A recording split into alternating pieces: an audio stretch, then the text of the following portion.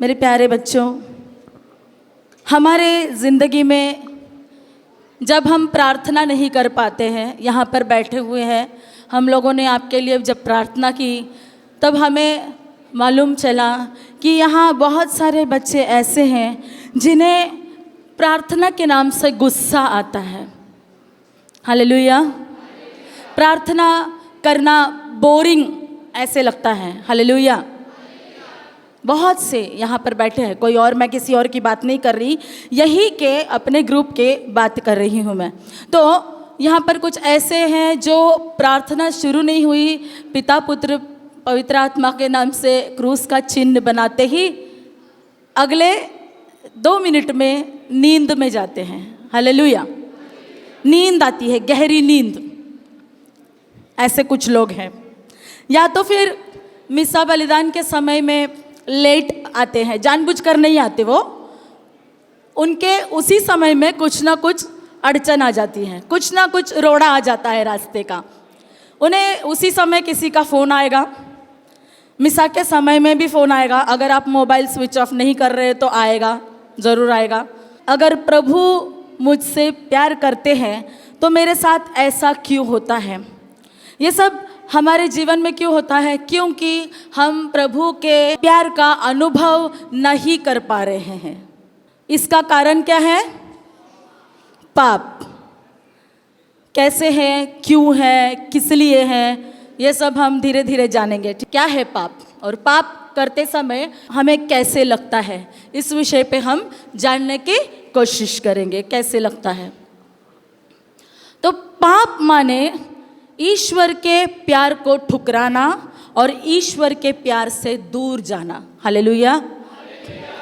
आदम और हवा, इन दोनों ने ईश्वर से इतना प्यार किया था कि वो दोनों जन हर शाम को ईश्वर के साथ, पिता परमेश्वर के साथ टहलने निकलते थे।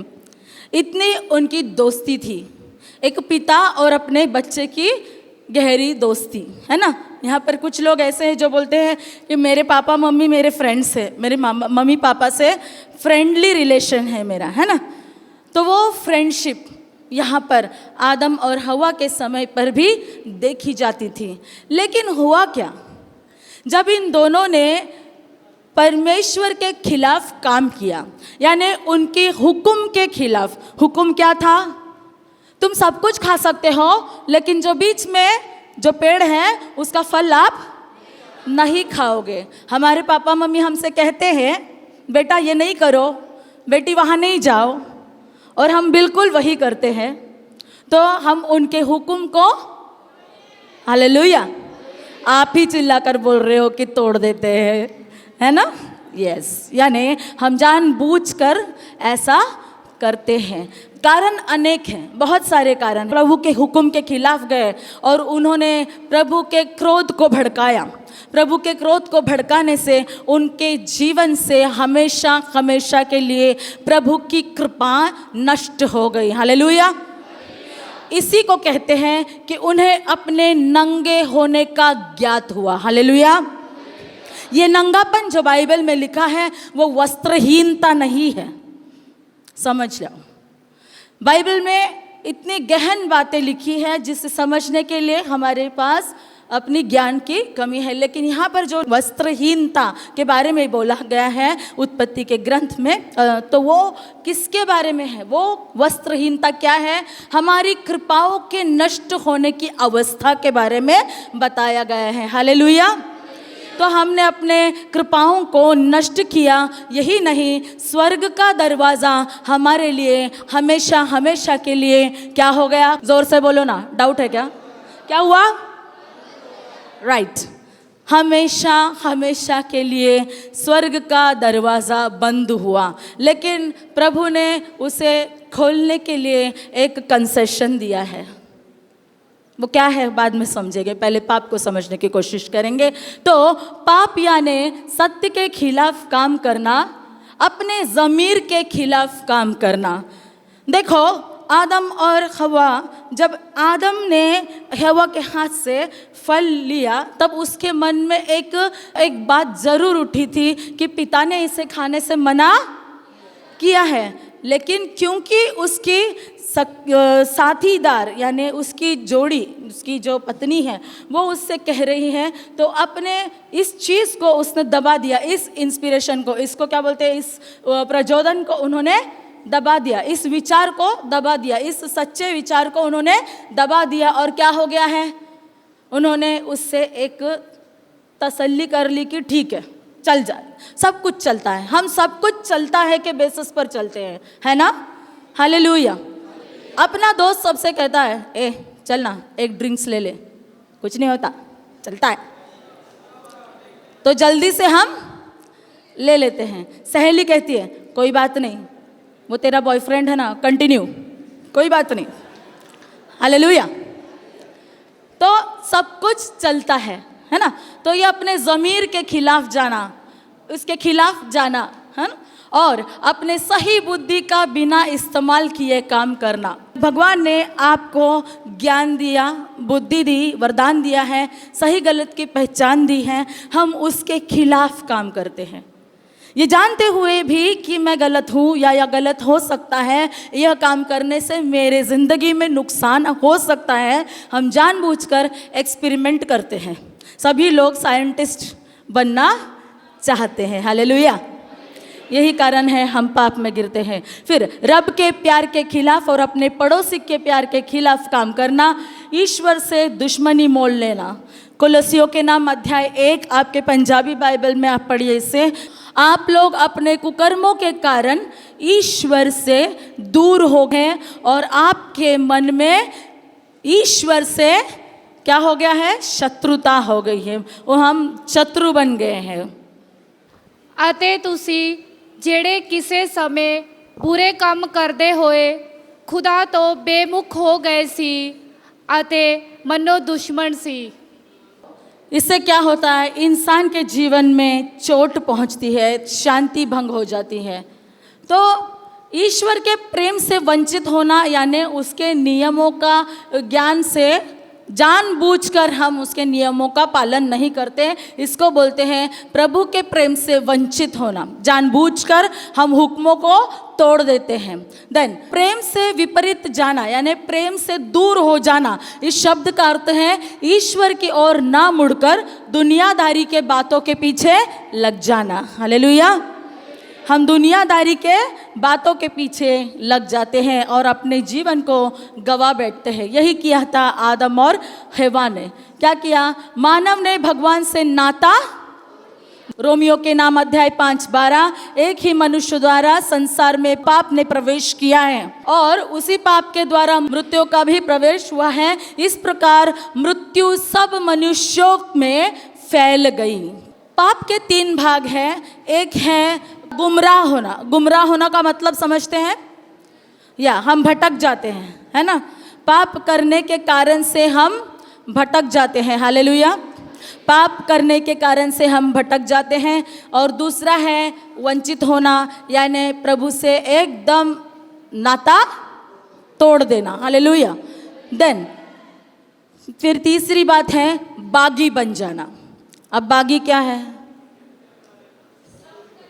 हाँ, गुस्से के कारण से हम बोलते हैं ना, मम्मी बोलेगी बैठ तो मैं उठूंगा, मम्मी बोलेगी शांत रहे तो मैं चिल्लाऊंगा। हालेलुया। ये सब बागीपन है, ठीक है। तो बागी बन जाना। तो पाप और मौत की तबाही हमारे अंदर कैसे प्रवेश करती है, हम देखेंगे, इन सब बातों को हम पढ़ेंगे कैसे प्रवेश करती है। तब क्या होता है हम ये जानने की कोशिश करेंगे। पाप प्रवेश करता है हमारे 5 इंद्रियों से। क्या है हमारे 5 इंद्रियां, कान, नाक, मुंह, हाँ, छूना, स्पर्श वगैरह, ठीक है। तो इन सब चीज़ों से हमारे अंदर पाप प्रवेश करते हैं। अभी अगर इसे समझते हैं, आदम हवा की ही कहानी से समझने की कोशिश करें। समझो एदन की बागीचा में हेवा घूम रही है। ओके, इमेजिन, बाइबल को इमेजिन करने से हमें बहुत फ़ायदे होते हैं, अच्छी तरह से समझ में आता। अब हेवा राउंड मार रही है। ओके, टहलते टहलते सांप ने उसे पीछे से आवाज़ दिया, उसने पीछे मुड़कर देखा। यानी उस आवाज को उसने क्या किया है, प्रत्युत्तर दिया है। किस तरीके से, पीछे मुड़कर। अब वहाँ पर खेवा सामने गई, क्या गई, उसके पास गई। अब उसको शैतान ने प्रलोभित किया, क्या दिखाया, वो फल दिखाया, करेक्ट। अब फल दिखाया तो किसका प्रयोग किया, आँखों का। और उससे हमारे एडवर्टाइजमेंट में आजकल क्रीम, पाउडर, स्प्रे, इन सब के एडवर्टाइजमेंट हमारे आँखों को बहुत ही कैची लगते हैं, लगते हैं ना। हाँ, इसीलिए हम सब चीज़ें खरीदने के लिए जा रहे हैं। दुकानों की बहुत, मार्केटिंग डिपार्टमेंट में नए प्रोडक्ट्स की बहुत फ़ायदे हो रहे हैं। क्यों, आप जैसे युवाओं को उन्होंने कैप्चर कर लिया है। हालेलुया। तो आपकी नज़र कहाँ गई, क्या है वो, फॉग स्प्रे, है ना, है ना। वो फॉग स्प्रे लगाने से लड़की पीछे आती है, दिखाते ना करके। हाँ हाँ, इस तरीके से आपको कैप्चर करते हैं। हालेलुया। ओके, तो बिल्कुल उसी तरह से सांप ने हेवा को बताया, देखो ये कितना प्यारा है, कितना कलरफुल है, कितना सुंदर है, इसे खा के तो देखो, ये बहुत मीठा है, अब खाओ, और इसे खाते ही आपका दिमाग खुल जाएगा। हालेलुया। आपके चेहरे पर फेयर एंड लवली लगाने से आपका चेहरा ताजा हो जाएगा। हालेलुया, है ना। लड़के सोचेंगे ना, नहीं तो मेरे को ही चिढ़ा रहे फॉग वॉग लगाकर, लड़कियों को कोई नहीं चिढ़ा रहा। हाँ, तो इक्वल हो जाए, है ना। तो इस तरीके से प्रलोभन में गिराने से हेवा ने उसे हाथ से तोड़ दिया, छूने का प्रयोग किया, राइट। हालेलुया। हम सोचे हम किन किन चीज़ों को हाथ लगाते हैं।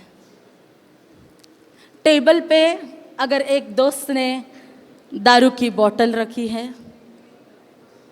और वो तुमसे कहता है, चलता है यार, एक लेके तो देख, हवा में घूम जाएगा, बस मज़ा आ जाएगा। अपने दोस्त ने आपके सामने दारू की बोतल रख दी है, वो कहता है कि ले ले, हवा में घूमेगा, बहुत मज़ा आएगा। आप क्या करते हो, पहले हाथ सेकते हो, लेना है कि नहीं लेना है, ओके। लेकिन वो कलरफुल बोतल को देखकर ऐसा क्या है कि लोग इसे देख के पी कर झूमने लगते हैं, मैं भी तो देखूं। बोतल हाथ में लेते हैं, हाथ में से दिमाग में इसका प्रोग्रामिंग शुरू होता है, माइंड एक्टिवेट हो जाता है, बोतल खुलती है, बोतल से शराब ग्लास में आती है और ग्लास से होठों पर और होठों से पेट में और पेट से दिमाग पर हावी होकर आप शैतान के गुलाम हो जाते हैं। हालेलुया। यही हुआ था हेवा के साथ।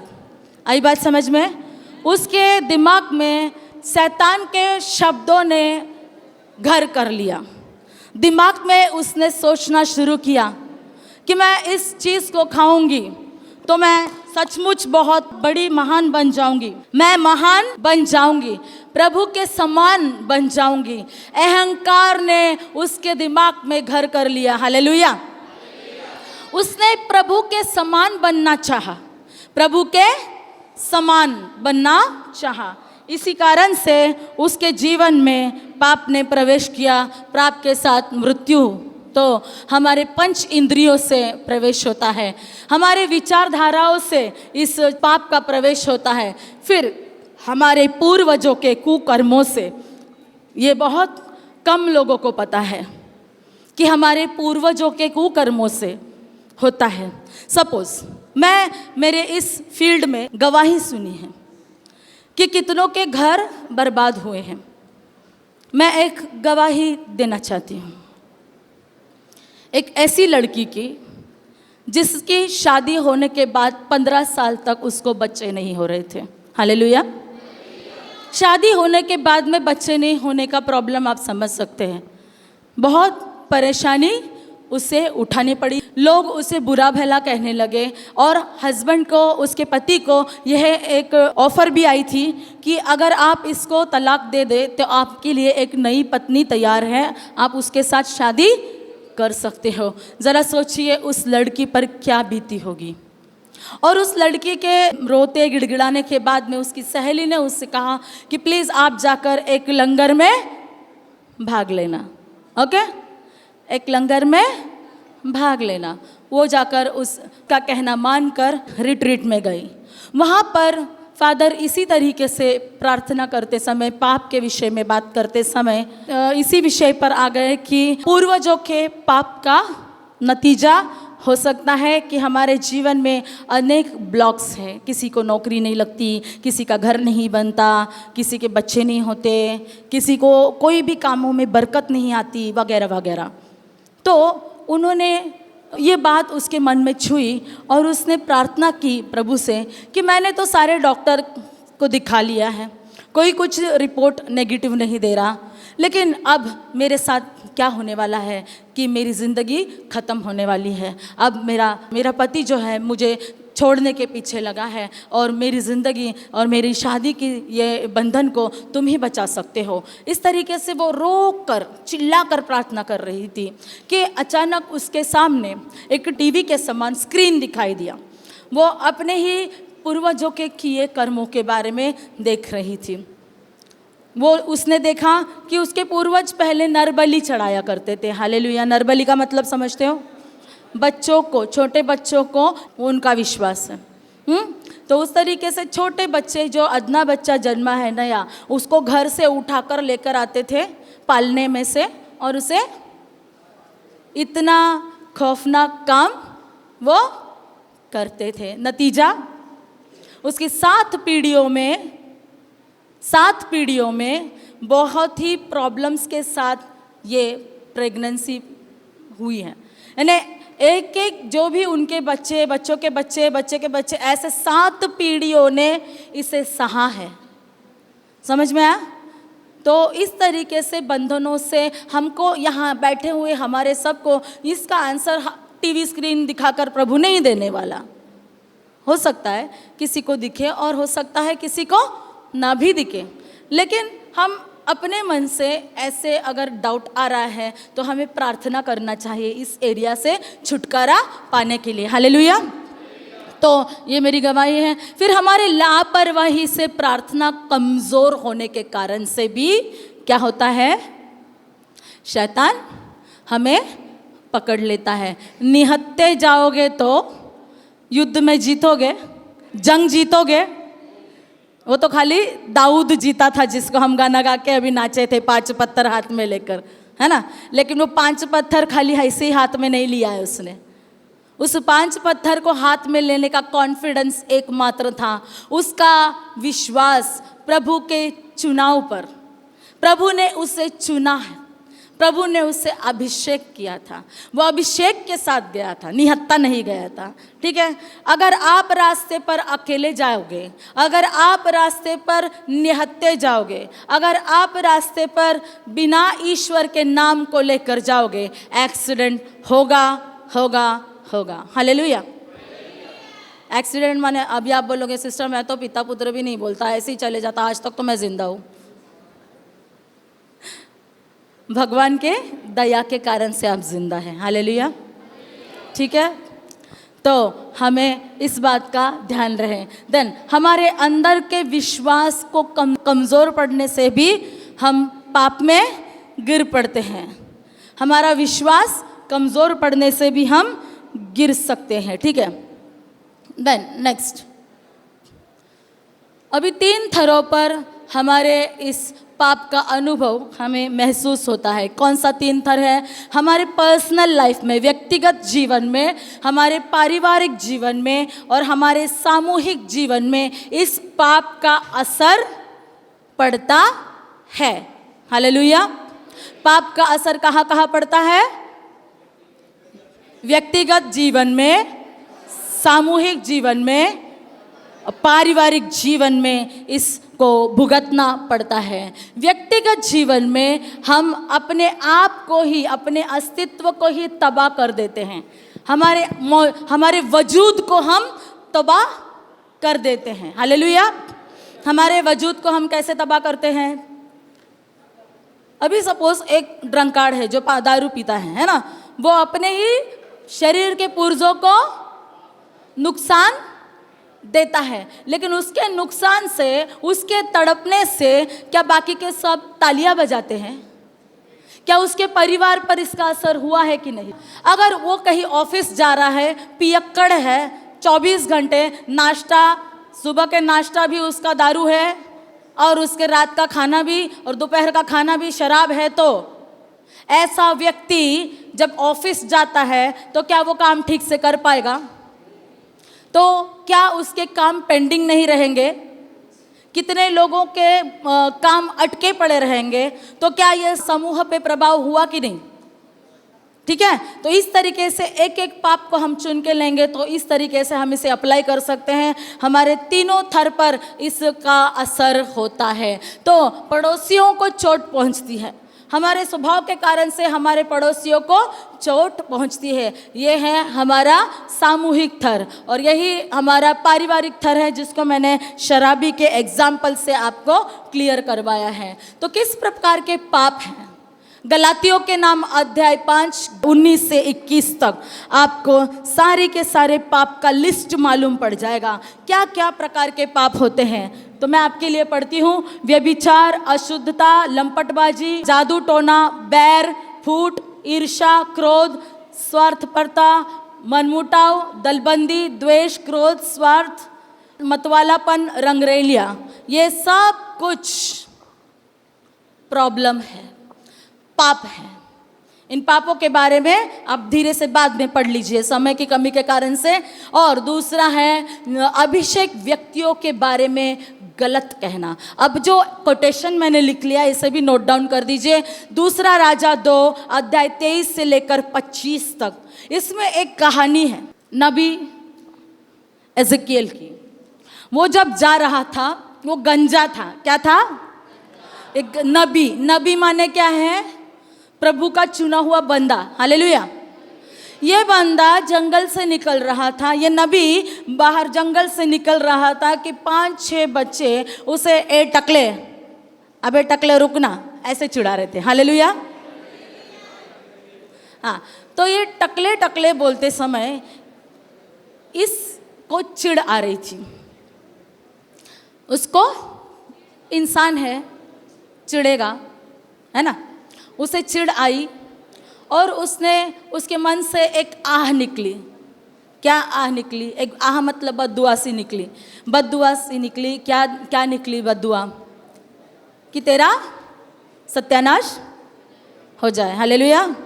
तो तेरा सत्यानाश हो जाए बोलते ही 2 भालू कहीं से निकले, भूखे भालू कहीं से अचानक निकले और इन सभी बच्चों को चीर फाड़ करके मार डाले। यह उदाहरण बाइबल में इसलिए लिखा गया कि जिसकी आँख है वो खुली रहे, जिसके कान है वो सुने। जिसकी आँख है वो देखे, जिसके कान है वो सुने। हालेलुया। इस कारण से लिखा गया है। अगर आप एक अभिषिक्त व्यक्ति के जीवन में लालछन लगाओगे, गलत बोलोगे, अगर एक फादर या सिस्टर, अब ये नहीं सोचना कि मैं एक सिस्टर हूँ इसीलिए मैं अपनी साइड लेकर बात कर रही हूँ, बिल्कुल नहीं। हालेलुया। मेरे पास अनुभव पड़े हैं बहुत सारे। एक सिस्टर या फादर या कोई भी हो, यहाँ पर रिट्रीट सेंटरों में जो काउंसलिंग करते हैं, वो बंदा जिसे प्रभु ने अभिषेक दिया है, पवित्र आत्मा के द्वारा चुन लिया गया है। आपके बाबूजी लोग कैटेकिस्ट है ना, जिन्होंने गुरु शिक्षा आपको दी है, वो पिता के स्थान पर है, वो परमेश्वर के स्थान पर है। उनके मुख से निकली गई वाणी परमेश्वर का स्थान है। अगर वो व्यक्ति कितना ही गलत, कितना ही पापी, कितना ही नीच क्यों ना हो, सुन लो कान खोलकर, कितना ही गलत, कितना ही नीच क्यों ना हो, आपको कोई अधिकार नहीं उसके विषय में कोई भी गलत आवाज़ उठाने की। उसको प्रभु ने चुना है, प्रभु उसका न्याय करेगा। हालेलुया। हम और आप कोई नहीं है उसका न्याय करने वाले, क्योंकि हम पापी है, याद रखो। समझ में आया? तो हमें उनको बुरा भला कहने का कोई कारण नहीं है। और मैं यहाँ पर एक पॉइंट ऐड करूँगी, किसी फादर या सिस्टर के गलत स्वभाव को देखने के कारण से ईसा मसीह को परम प्रसाद में स्वीकार करने से इनकार नहीं करना। हालेलुया। मिसा बलिदान आपको जो चढ़ा रहे हैं वो फादर क्यों ना इतने ही बुरे हो, कुछ भी हो, उनके हाथ में जो रोटी है वो क्या है? पाक है। जिस हाथ से आपको खिलाया जा रहा है उससे आपका कोई मतलब नहीं है। हालेलुया। आप किसको स्वीकार कर रहे हो, किस ढंग से स्वीकार कर रहे हो, किस तरीके से हम उस पूजा में भाग ले रहे हैं, पॉइंट को ध्यान में रखना बहुत जरूरी है। समझ में आया? मत्ती का अध्याय 15-18 से लेकर 20 तक फिर से हमें याद दिलाते हैं कि मुंह से निकलने वाली बातें या हमारे बुरे विचार वो सारे पाप है। हमने ये वो खा लिया वो पाप नहीं है, हाथ धोए बिना खाया ये पाप नहीं है। लेकिन अगर मुंह से हमारी ये ज़ुबान है ये तलवार के समान काम करती है, इससे हम कितने लोगों के ज़िंदगी में बर्बादी लाए हैं, जानबूझकर बदनाम किया है, जानबूझकर कहानियाँ बनाई हैं। यह सब उस व्यक्ति के जीवन को घात करने की बातें हैं, उस जीवन को रुकावट लाने की बातें हैं। इस कारण से वो पाप हो जाता है। समझ में आई बातें? पाप का क्लास बहुत भारी होने के कारण से आपको नींद आने की संभावना है। आंखें खोल कर रहिए। अगर आप अभी सो जाएंगे तो अपनी जिंदगी में पूरे साल सोते रहोगे। सिराक अध्याय 1:19। प्रभु किन किन बातों से घृणा करता है, प्रभु को किन चीज़ों से नफरत है, इसके बारे में बताया गया है। क्या चीज़ें हैं? दिखावे की प्रार्थना। कुछ लोग हैं रोजरी माला लेकर यूं माला जपते रहते हैं लोगों को दिखाने के लिए, कोई फायदा नहीं। दिखावे की प्रार्थना प्रभु को पसंद नहीं है। अमावस या अन्य पर्वों को मनाना जो प्रभु के हितकारी नहीं है उसके लिए प्रभु मना करते हैं, प्रभु को ठीक नहीं लगता है। फिर दिस पवित्र दिन संडे मिसा बलिदान हम सबको लागू होता है। संडे मिसा बलिदान में हम भाग नहीं लेंगे तो हमें प्रभु की कृपा नहीं मिलेंगे। मिसा बलिदान में संडे आने के कारण क्या है? हमने 6 दिन काम किया है प्रभु के नाम से, उसके कृपाओं से, उसकी दया से हमने अपने हाथ पैर तोड़े बिना काम किया है। आखिरी दिन हमें धन्यवाद देना जरूरी है। घुटना टेक कर, माथा टेक कर हमें उसे धन्यवाद देना जरूरी है। कलीसिया भी यही सिखाती है, उस दिन का पालन करना चाहिए। सिर्फ संडे नहीं, जो भी दिन हमारे लिए ऑब्लिगेटरी है, हाँ, हमारे लिए जो ऑब्लिगेशन है करना है, उस दिन को हमें आना है, उन पर्वों में हमें भाग लेना है। दूसरा है अन्याय और अत्याचार प्रभु को पसंद नहीं है। अन्याय और अत्याचार प्रभु को पसंद नहीं है। अगर आप किसी पर अत्याचार करोगे आपको प्रभु जरूर न्याय करेगा। फिर किसी के साथ तुलना करना, ये क्यों? आप बोलोगे कि क्यों तुलना करना, कैसे पाप हुआ? कैसे पाप हुआ? माने आप जिस घर में पैदा हुए हो उस घर में जो चीज़ें मौजूद है वो आपके लिए बनाई गई हैं। दूसरे के घर में, सपोज मेरे घर में सिर्फ 2 व्हीलर है, मेरे बगल वाले घर के पास 4 व्हीलर है, मेरे पापा सिर्फ 2 व्हीलर ला सकते हैं। समझ में आया? लेकिन दूसरे के पापा कोई भी बड़ा कार भी ला सकते, प्लेन भी ला सकते, इतना पैसा उनके पास है। उनके घर का मैटर मुझे डिस्टर्ब नहीं करना चाहिए, मुझे धन्यवाद देना चाहिए। एटलीस्ट मेरे पास क्या है? 2 व्हीलर है। कितने ही लोग पैदल चलते हैं, हाँ, किसके पास साइकिल भी नहीं है। इसके कारण से हम उसकी निंदा करते हैं। हालेलुया। इस तरीके से वो पाप हो जाता है। ठीक है? तो और अपनी बड़ाई मारना, मेरे पास है तो कुछ नहीं, खाली डिब्बा, लेकिन बहुत ज़्यादा आवाज़ करते हैं, है ना? तो अपनी बढ़ाई मारना ये भी गलत बात है। जो सच की सच है, हाँ की हाँ और ना की ना होनी चाहिए।